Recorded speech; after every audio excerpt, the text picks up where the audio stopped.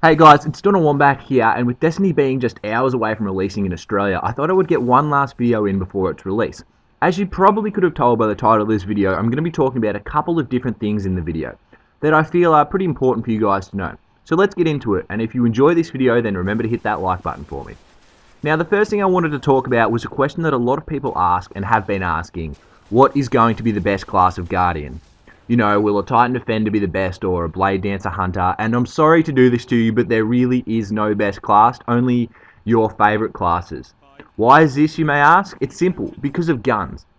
While Destiny does have a lot of MMO elements about it, there is one thing that differs, and that is that every class can use every weapon. And when it comes down to it, Destiny is a first-person shooter at heart.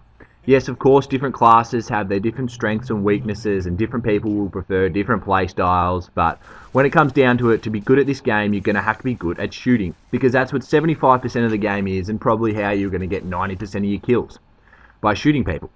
There are going to be players within fire teams who prefer that support role or a slower paced defensive style of play, and that is fine. But just by shooting their gun, they can help out the team just as much as that super aggressive high attack player as well. I know personally I was definitely putting time into each and every class of Guardian before I decide which I liked the best.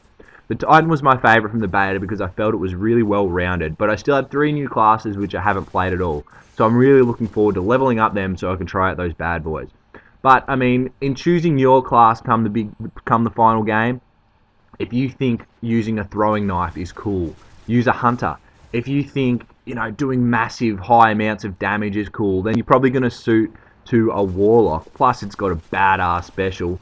And I mean, if you're looking for that, well-rounded, good offensively, good defensively, then you might want to play as a Titan. But I mean, pretty sure that no one's going to know what their favourite class is until you've tried them out yourself, so I really suggest doing that. The second thing that I wanted to talk about in this video is the radar and a little bit about how it works. Now, if you did play the beta or if you've seen footage, then you probably would have noticed the radar and the little red bleeps popping up here and there, but there are a couple of things you should know when looking at the radar. The radar is the same for player versus player and PvE, except for one special feature in PvP, which I will talk about in a second. Right, so if the radar is blank, there are no enemies in your immediate area. Then there are sort of 3 different enemy ranges that will pop up. If an enemy is far away, it may pop up on your radar as a red line surrounding one of the pieces of your radar. If an enemy is starting to get close to you, then one of the pieces of your radar will fill in red. And if an enemy is super close to you, probably within melee distance, then the middle section of your radar will be red, that little circle. That's when you know shit's about to get real. The only variation to this is if an enemy is above or below you at the same distance range, then the red color of your radar will be a little bit faded. It won't tell you whether the enemy is above or below. You have to figure that out yourself. Now, the only exception to these rules is in player versus player. If you crouch or an enemy is crouching, then they won't show up on the radar. I don't really like this feature because I'm going to play a lot of multiplayer, and I can just see that there will be that type of player who is too scared to show up in the radar, so they crouch walk everywhere. I'm really absolutely looking forward to shitting on those kids. The last thing that I wanted to talk about in this video is something that has come out a lot recently in the last month or so in a few groups that I'm involved with, and that is Destiny overhyped? A lot of people have been saying, it won't be as good a game as everyone's making it out to be, and that it will fail because of how hyped up it's going to be. But let's look at a few of the facts. So Destiny has been in development for, I think, about 5 years now. That's a very long time for a game to be in development.